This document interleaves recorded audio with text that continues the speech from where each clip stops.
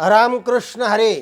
सज्जन हो, आज अंमली पदार्थ मुक्त भारत असा जागतिक दिन आहे, म्हणजे नशामुक्त भारत.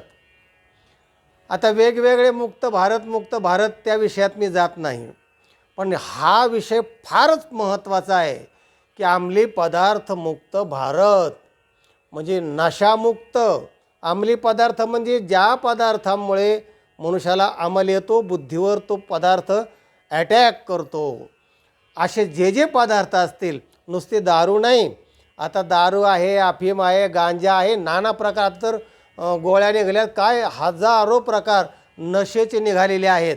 म्हणून अंमली पदार्थ हा शब्द अगदी योग्य आहे की ज्याच्यामुळे बुद्धीवर अंमल चढतो आणि मनुष्य शैतान बनतो.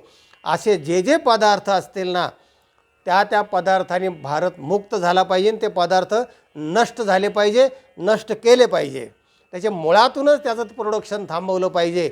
अशा अर्थाने आजचा हा दिवस आहे आणि सगळ्यांनी हे केलं पाहिजे, सगळ्यांनी प्रतिज्ञा केली पाहिजे. आपण तर पिणारे खाणारे नसतो आणि नसावेत, पण आपले मुलं बाळं आहेत, पुढची पिढी आहे, शेजारी पाजारी आहे, सगळ्यांना हे समजून सांगितलं पाहिजे की बाबा रे, व्यसन करू नका. आणि व्यसनच करायचं असलं तर वेद्या व्यसनम व्यसनम, विद्येसारखं व्यसन आहे, सामाजिक कार्याचं व्यसन आहे, शैक्षणिक आहे, धार्मिक आहे, देशभक्तीचं आहे.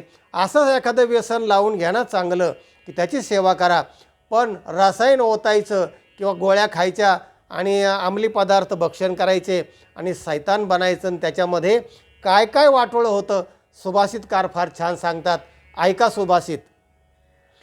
चित्ते भ्रांतिर्जायते मद्यपानात, भ्रांते चित्ते पापचर्यामुपैते, पापं कृत्वा दुर्गतिं यान्ति मूढाः, तस्मान् मद्यं नैव पेयं न पेयं. सुभाषितकार म्हणतो, चित्ते भ्रांतिर्जायते मद्यपानात, अंमली पदार्थ जर सेवन केले ना तर चित्तामध्ये भ्रांती निर्माण होते, सदसद विवेक बुद्धी नष्ट होते. आणि मग त्याच्यामुळे होतं काय पुढे, भ्रांते चित्ते पापचर्यामुपैति.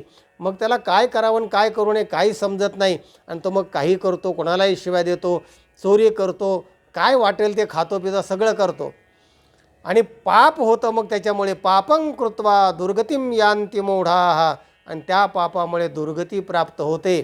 दुर्गती म्हणजे काय, शरीराची दुर्गती होते, लौकिकाची दुर्गती होते आणि सगळ्या गोष्टींची त्याची नालस्ती होते.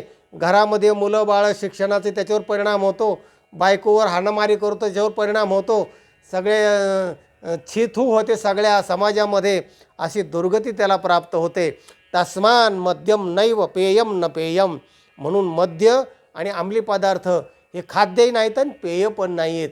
सज्जन हो, एवढं जर आपण केलं ना तर व्यसनमुक्त जीवन होईल आणि तेच जीवन खरं आनंदी असतं.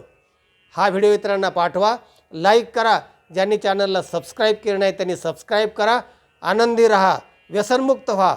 रामकृष्ण हरी.